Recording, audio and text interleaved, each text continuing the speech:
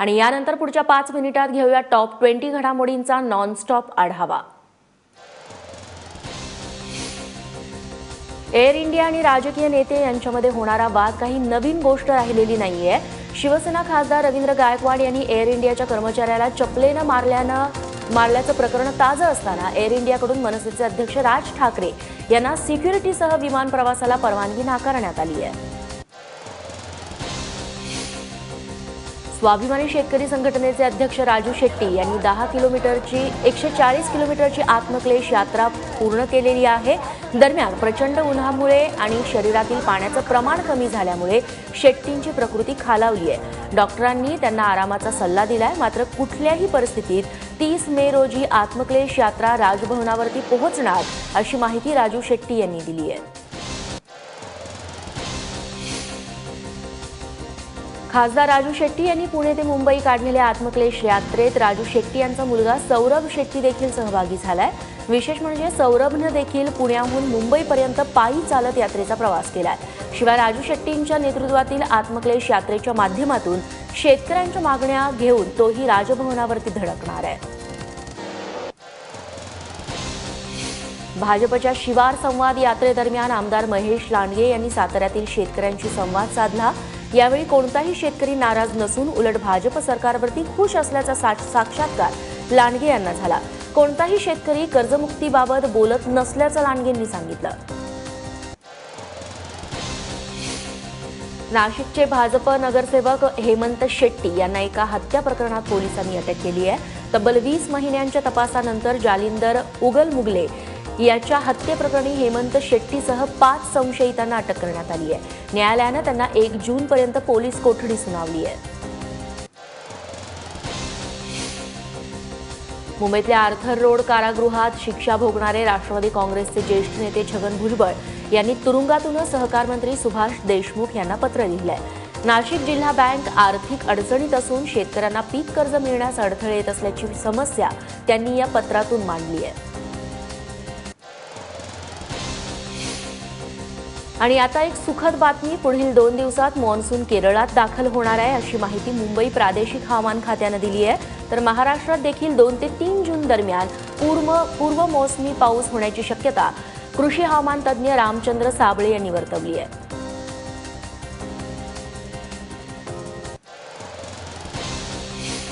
येत्या 48 तासात मॉन्सून येण्याची चाहूल लागता शेतीतील कामांनाही वेग आलाय। सांगली जिल्ह्यातला शेतकरी कुठं शेतातील सड पालापाचोळा गोळा करतोय, तर कुणी शिवार स्वच्छ करून शेणखत पसरतंय। काही शेतकऱ्यांनी अगदी शेत स्वच्छ करून नांगरणी कुळवणी देखील करायला सुरुवात केली आहे।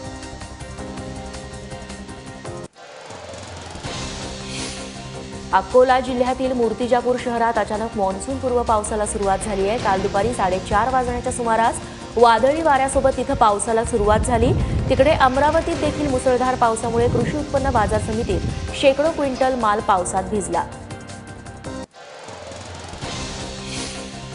12वीच्या निकालाची तारीख उद्या जाहीर होणार आहे अशी माहिती राज्य शिक्षण मंडळाचे अध्यक्ष गंगाधर म्हामणे यांनी दिलेली आहे। त्यामुळे येत्या 30 ते 31 मे पर्यंत राज्यात 12वीचा निकाल लागण्याची शक्यता आहे। तर सीबीएसई बोर्डातल्या 12वीच्या विद्यार्थ्यांचा आज निकाल लागणार आहे। केंद्रीय दळणवळण मंत्री नितीन गडकरी यांच्या साठीनिमित्त नागपुरात भव्य सोहळा आयोजित करण्यात आला होता। राज्याचे मुख्यमंत्री देवेंद्र फडणवीस, मध्य प्रदेशचे मुख्यमंत्री शिवराज सिंग चौहान, छत्तीसगडचे मुख्यमंत्री रमण सिंग तसंच राष्ट्रवादी काँग्रेसचे अध्यक्ष शरद पवार, काँग्रेसचे ज्येष्ठ नेते सुशीलकुमार शिंदे, रिपाईचे नेते रामदास आठवले यांच्यासह राज्यातील संपूर्ण मंत्रिमंडळ या कार्यक्रमाला उपस्थित होतं। नितीन गडकरींच्या षष्ठ्यब्दी निमित्त 61 निमित्त दैनिक तरुण भारतनं एक विशेषांक काढलाय। त्याचं प्रकाशन मुख्यमंत्री देवेंद्र फडणवीस यांच्या हस्ते करण्यात आलं। या अंकात पंतप्रधान मोदी, सरसंघचालक मोहन भागवत, अभिनेता नाना पाटेकर, एबीपी माझाचे संपादक राजीव खांडेकर यांच्या लेखांचा समावेश आहे। नागपुरात केंद्रीय दळणवळण मंत्री नितीन गडकरी यांच्या साठीनिमित्त त्यांचा मेणाचा पुतळा तयार करण्यात आलाय। हा पुतळा पाहून सामाजिक न्याय मंत्री राजकुमार बडोलेंना साक्षात गडकरीच आहेत असं वाटलं आणि त्यांनी गडकरींच्या पुतळ्याला भेटून वाढदिवसाच्या शुभेच्छा दिल्या. पण प्रत्यक्षात तो पुतळा निघाल्यामुळे बडोलेंना ओशाळल्यासारखं झालं. हिजबुल मुजाहिद्दीनचा उत्तराधिकारी शब्जार अहमदला मारण्यात भारतीय जवानांना काल यश आलंय. जम्मू काश्मीर भागात दहशतवादी कारवाया करणाऱ्या हिजबुल मुजाहिद्दीनला भारतीय जवानांनी टार्गेट केलंय. हिजबुलचा टॉप कमांडर आणि अतिरेकी बुरहान वाणीचा उत्तराधिकारी शब्जार अहमदला घेराव घालून त्याला ठार करण्यात आलं.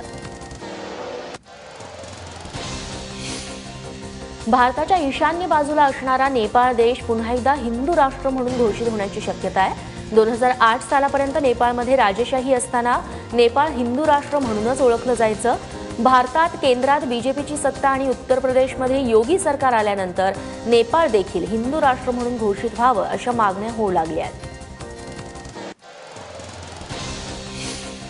भारतात पावसाची वाट बघणं सुरू असताना तिकडे श्रीलंकेत मात्र पावसानं थैमान घातलंय. मॉन्सूननं पहिल्याच पावसात श्रीलंकेला मोठा तडाखा दिलाय. वादळी पावसामध्ये श्रीलंकेतल्या 91 लोकांचा आतापर्यंत मृत्यू झाल्याची माहिती मिळतेय, तर 100हून अधिक लोक जखमी आहेत. दरम्यान श्रीलंकेत आलेल्या पूरस्थितीमुळे भारतानं मदतीचा हात पुढे केलाय. भारतीय नौदलानं बंगालच्या खाडीत असलेली आपली युद्धनौका INS किर्च ही कोलंबोच्या दिशेनं रवाना केली आहे. या युद्धनौकेद्वारे पुरात अडकलेल्या लोकांना मदतीचं साहित्य पाठवण्यात आलंय.